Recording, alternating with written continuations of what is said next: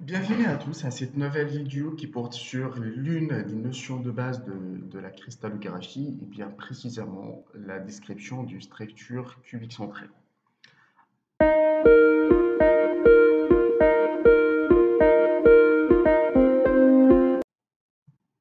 Alors on commence comme d'habitude par la description de la maille et plutôt la position des atomes dans l'espace. Donc voici une couche A et on voit bien que le système ici n'est pas compact. Autrement, qui dit compact, veut bien dire que les atomes se touchent. Et donc là, les atomes ne se touchent pas, donc on est dans un système qui n'est pas compact, bien plutôt non compact. Après, voici une deuxième couche, et ben je vois bien que cet atome-là se touche avec l'atome de la deuxième couche. Et voilà, la troisième couche C qui est équivalente à la couche A. Voilà, donc là, comme je viens de dire, donc là, on voit bien que les atomes se touchent le long des diagonales du cube à l'intérieur de la maille. Une autre remarque à faire, c'est que là, lorsqu'on parle de l'empilement, on voit bien que c'est un empilement ABA, et donc c'est la même chose qu'une structure hexagonale compacte. La seule différence ici, c'est que dans l'hexagonal compact, plutôt le système il est compact. Autrement, les atomes, que ce soit de la couche A ou bien de la couche B, se touchent, alors qu'ici, c'est le contraire. Voici une autre représentation de la maille, donc quatre atomes dans les sommets du cube, et voici un atome dans le centre de la maille. Passons maintenant aux coordonnées réduites des atomes, autrement, euh, plutôt la position des atomes dans une maille.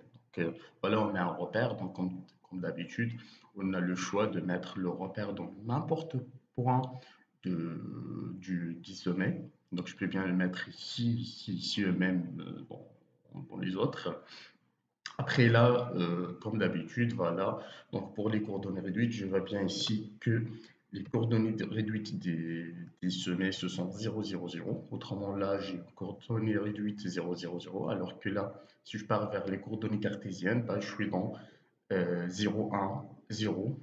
Et 1, bien sûr, automatiquement devient 0. C'est pour ça on dit toujours qu'ils ont les mêmes coordonnées réduites. Alors que ici, pour cet atome-là, donc là, nous avons un demi selon x, un demi selon y et un demi selon z. Alors, je suis désolé ici, passons vers le nombre de motifs par mail. Alors, pour le nombre de motifs par mail, donc voici la, la structure ou bien la représentation de la structure cubique centrée. Et donc, on voit bien que nous avons 8 atomes dans le sommet, donc plutôt, donc 4 dans le plan au-dessus et 4 dans le plan au-dessous. Alors, si je prends par exemple cet atome-là, alors voilà, il est commun à 4 miles en bas et 4 miles aussi en haut, ce qui fait que chacun il est commun à 8 miles voisins, il compte donc pour un huitième.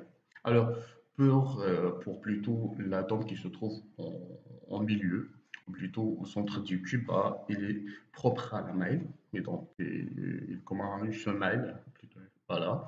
Et donc, pour la multiplicité, ou bien le nombre de motifs par mètre, c'est 8 fois un huitième, plus un fois un, donc ça fait 2 atomes par mile. Alors, pour la coordination de la mile, donc c'est quoi la coordination généralement? C'est le nombre du proche voisin à égale distance. Et donc, si je prends par exemple cet atome-là, plutôt si je prends l'atome qui se trouve dans le centre de la mile, voilà, donc là, je vois bien qu'il est entouré par 8 atomes, donc c'est 4 atomes dans ce plan et les 4 atomes dans ce plan à distance A. Et donc, la coordinance est égale à 8. Pour la compacité de la maille, la compacité généralement est définie par le volume occupé par les particules sur le volume de la maille. Et donc, qui dit le volume des particules, bah, c'est le nombre de particules fois le volume de particules sur le volume de la maille. Autrement, Z, c'est le nombre de motifs par mile, ou bien la multiplicité de la mile qu'on vient de calculer, et qui est égal à 2. Et VP, bien sûr, c'est bien le volume des particules, c'est le volume de l'atome considéré sphérique. Alors, le VP, donc, il s'agit d'une sphère, donc là, c'est 4 sur 3 pr cube. Et donc, pour le volume de la maille, il s'agit d'un cube, et donc là, le volume de la maille est égal à A puissance 3. Et bien sûr, il faut déterminer la relation entre A et R. Alors, comme on vient de dire, donc les atomes se touchent le long du diagonale. Donc, on va choisir toujours la direction la plus compacte, voilà, dans laquelle les atomes se touchent. Alors, voilà. Donc là, je vais choisir, je vais choisir cette direction, c'est elle qui m'intéresse parce que là, les atomes se touchent. Et donc, en appliquant la loi de Pythagore, donc là, donc A racine de 2 au carré, et donc A racine de 2, j'ai bien la déterminante déjà calculée.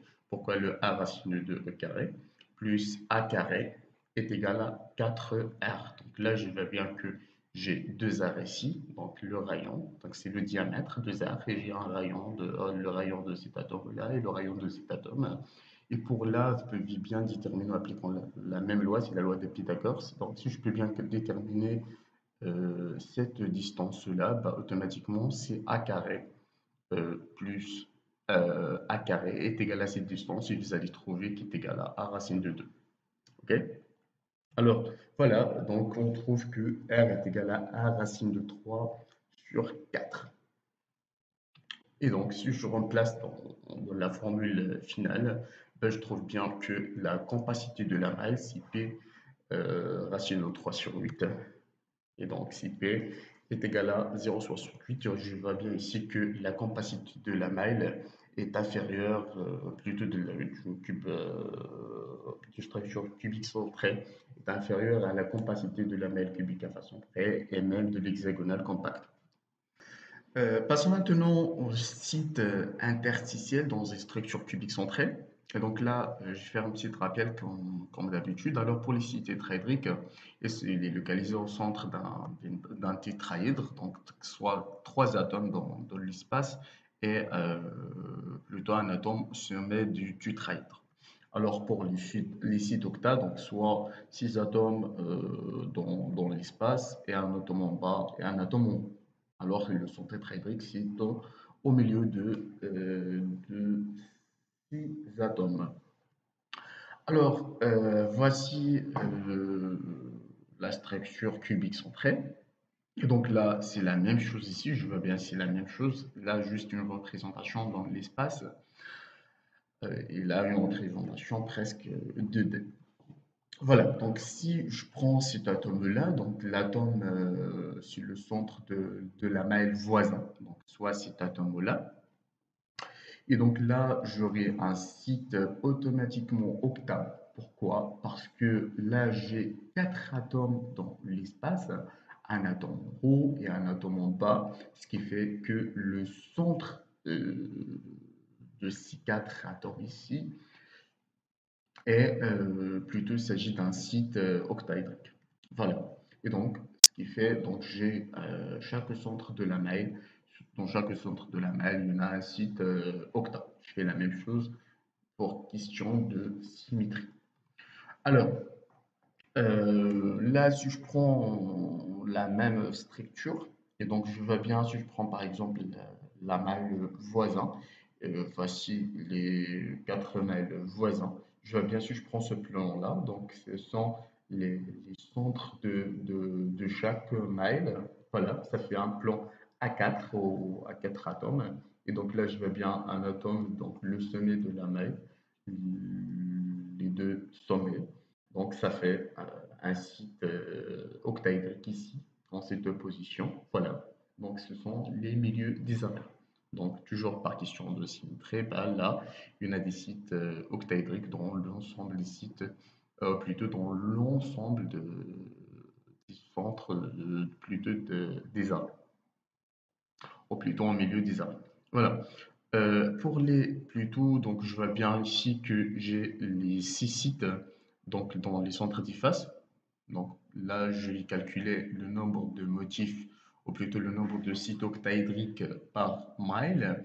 Et donc là, j'ai 6 atomes dans les centres des faces. Et donc là, chacun est de commun à 2 miles. Donc ce site-là, il est partagé entre site de mile-là et la mile qui se trouve ici. Et donc là, et aussi pour les autres sites, il y en a deux sites octaédriques. Je vois bien ici qu'ils sont partagés à 4 miles. Autrement, il est partagé à la mile voisin ici et 2 miles en haut. Ce qui fait qu'il y en a 6 fois un deuxième, plus, plutôt un demi, plus 12 fois un quart. Donc ça fait 6 sites octaédriques dans une structure cubique centrée. Alors, pour les coordonnées réduites des sites octaédriques, bah, automatiquement, si je prends ces atomes-là, ce sont toujours en question de symétrie, je vois bien qu'il est en, euh, c'est un demi selon x, un demi selon y et 0.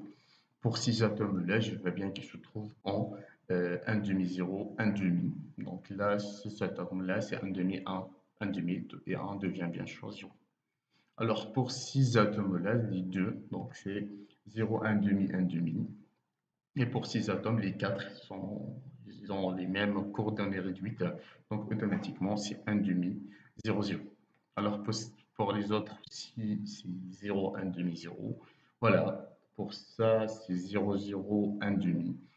Et voilà, si je fais là, je vais faire juste une représentation sur le plan X ou Y. Et voilà ce que ça donne. Et donc là, si je prends ce plan-là, je fais la même chose. Je veux bien que j'ai un atome ici, un site octa, et bien sûr un atome, c'est la même chose ici. C'est selon l'axe de Y. Et donc selon Z, il y en a pour les coordonnées, c'est 0 pour l'ensemble des atomes. Après, je vais faire la projection de ce plan qui se trouve dans un demi selon Z, et voilà ce que je trouve. Et donc là, donc j'ai changé plutôt les coordonnées selon Z, et donc j'aurai 0, un demi, je vais bien les atomes octa. Ah, plutôt les sites octaédriques. La même chose pour le plan en haut, qui se trouve en 1, dans la position 1 selon plutôt dans 1 selon Z. Et voilà ce que ça donne. Et donc automatiquement, dans chaque point, j'ai là je viens de faire une projection sur le plan X ou Y. Voilà. Passons maintenant au site tétraédrique. Et donc, ce qu'on cherche toujours dans les sites tétraédriques, c'est trois atomes dans le plan et un atome qui se trouve dans le centre du tétraèdre, ou plutôt dans le centre des trois atomes. Voilà, donc si je fais une représentation de la maille dans l'espace, donc là j'ai deux mailles voisins, et bien sûr, comme je vais ici, voilà, c'est la même chose. Donc je viens de faire juste une représentation de ces deux mailles dans l'espace, et voilà, voici ce que je trouve. Voilà, et donc automatiquement j'aurai un site, et c'est la même chose ici, donc, juste pour vous montrer de quoi je parle. Et donc là, j'aurai un site automatiquement, voilà, dans plutôt de un quart du système. Voilà. Et donc là, pas question de symétrie. Voilà ce que je trouve. Et si je fais une projection toujours sur le plan X ou Y, donc voilà, viens de faire juste une projection du plan qui se trouve dans 11,0 selon Z, hein, voilà ce que je trouve. Et pour bien sûr les coordonnées, que ce soit, je peux bien faire les coordonnées directement en se basant sur la représentation de la mail ou bien sur la projection. Et donc, je veux bien que ces atomes ici sont en, si je prends par exemple n'importe quoi, si je prends ici, j'ai automatiquement un quart selon X et j'ai un demi selon Y et bien sûr 0 selon Z. Voilà, je vais faire la projection du plan que j'y trouve plutôt en un quart, donc ce sont ce plan-là. Et automatiquement, j'ai trouvé cette structure. cette représentation, bien cette projection. Si je fais la même chose pour ici, donc voilà, là je donne les coordonnées réduites de ces atomes, ou plutôt de ces sites tétraédriques. Si je fais la même chose ici, donc pour le plan qui se trouve en 1,5, ben, je vais trouver ça. Voilà, et voici les coordonnées réduites des sites octaédriques qui se trouvent dans le plan 1,5. Donc 1,5 sans Z, je vais faire la même chose pour les atomes qui se trouvent en 3 quarts. Voici, voilà. Et finalement, les atomes, ou bien et les sites tétraédriques qui se trouvent dans le plan en haut. Voilà. Donc voilà, voici plutôt la projection finale de la maille. Alors là, pour les sites tétraédriques, je vais calculer, comme d'habitude, la multiplicité ou bien le nombre de sites tétra par maille. Et donc, je vois bien qu'il y en a 24 sites dans l'IFAS. Et donc, chacun est partagé euh, par 2 mailles. Maintenant, vous êtes capable de faire cette remarque ou bien cette conclusion-là. Et voilà, au total, il y en a 24 fois 1,5. Ça fait 2 sites tétraédriques dans la maille cubique centrée. Voilà.